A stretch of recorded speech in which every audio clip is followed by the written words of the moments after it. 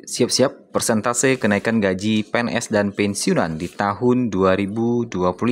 Berikut kita update beritanya pada Rabu 26 Maret 2025 pada siang hari ini. Di tengah maraknya berita soal efisiensi yang telah diinstruksikan oleh Presiden, bahkan di beberapa daerah terjadi pemotongan anggaran yang cukup signifikan, baik dari segi infrastruktur maupun perjalanan dinas yang gembar-gembor diefisiensikan oleh pemerintah. Banyak yang bertanya-tanya, bagaimana dengan kenaikan gaji bagi PNS dan pensiunan di tahun 2025 ini? Karena sekarang sudah memasuki bulan Maret 2025 dan sebentar lagi akan memasuki bulan April 2025. Apakah rencana ini akan jadi diterapkan atau tidak, atau hanya sekedar wacana saja?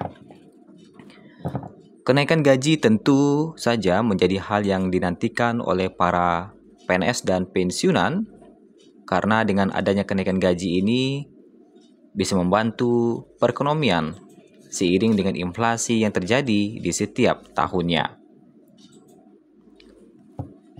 Rencana kenaikan gaji bagi PNS dan pensiunan di tahun 2025 yang sudah masuk dalam salah satu agenda Rancangan Anggaran Pendapatan dan Belanja Negara atau RAPBN 2025. Rencana ini tertuang dalam kerangka ekonomi makro dan pokok-pokok kebijakan fiskal atau KEM PPKF 2025.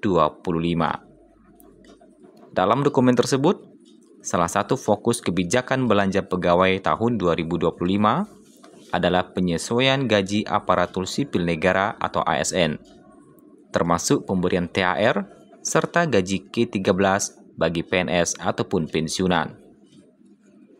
Baru saja kita menerima THR yang telah dicairkan beberapa waktu yang lalu, baik itu untuk PNS maupun pensiunan.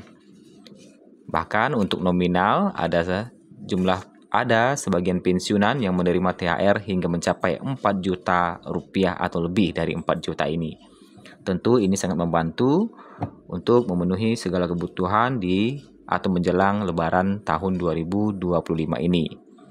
Dan tak lama lagi, para pensiunan dan PNS akan kembali menerima gaji di bulan April 2025.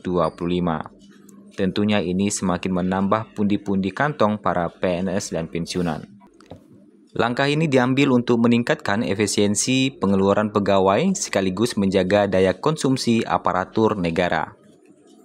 Namun, Menteri Pendayagunaan Aparatur Negara dan Reformasi Birokrasi Menpan-RB Rini Widiantini mengatakan bahwa pemerintah belum secara spesifik membahas hal tersebut. Penyebabnya adalah situasi yang berbeda dari tahun-tahun sebelumnya. Roda pemerintahan baru saja berganti, sehingga tentunya memerlukan penyesuaian di berbagai aspek. Pemerintah masih belum mengumumkan berapa persen kenaikan gaji bagi PNS dan pensiunan di tahun 2025 dan mulai kapan kebijakan ini berlaku. Jika besaran kenaikan gaji PNS tahun 2025 sama seperti di tahun 2024, maka ada kemungkinan kenaikannya sebesar 12%, sebesar 8%.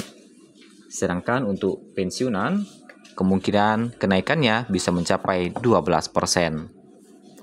Hal tersebut sama dengan kenaikan gaji PNS tahun 2024 yang tertuang dalam Peraturan Pemerintah Nomor 5 Tahun 2024 tentang perubahan ke-19 atas Peraturan Pemerintah Nomor 7 Tahun 1977 tentang Peraturan Gaji Pegawai Negeri Sipil. Peraturan ini bisa diakses di laman https://peraturan.bpk.go.id. Kalau kita lihat untuk gaji PNS saat ini terendah di angka 1.685.700.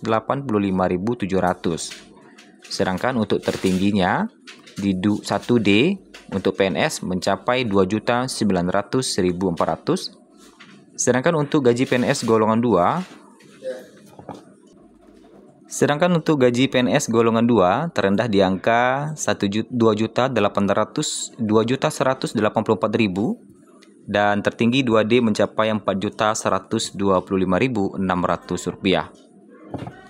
Untuk gaji PNS golongan 3 mulai dari 2.785.700 dan tertinggi Rp5.180.700. Sedangkan untuk gaji PNS golongan 4 terendah di angka Rp3.287.800 dan tertinggi Rp6.373.200. Sedangkan untuk pensiunan, kalau kita lihat untuk gaji atau besaran gaji pensiunan yang berlaku hingga saat ini, untuk golongan 1 dimulai dari Rp1.748.096 hingga tertinggi Rp2.256.688. Selanjutnya pensiunan golongan 2 dengan gaji terendah di angka Rp1.748.096 dan tertinggi mencapai Rp3.208.800. Lanjut ke golongan 3, pensiunan PNS golongan 3 mendapatkan gaji pokok mulai Rp1.748.096 sampai Rp4.029.536. Kemudian untuk pensiunan golongan 4 dengan gaji pokok mulai Rp1.748.096 hingga tertinggi Rp4.957.008. Dan bagaimana informasi dari Sri Mulyani terkait dengan kenaikan gaji di tahun 2025 bagi PNS ataupun pensiunan? Beberapa hari yang lalu marak informasi terkait dengan Sri Mulyani yang bakal kena reshuffle.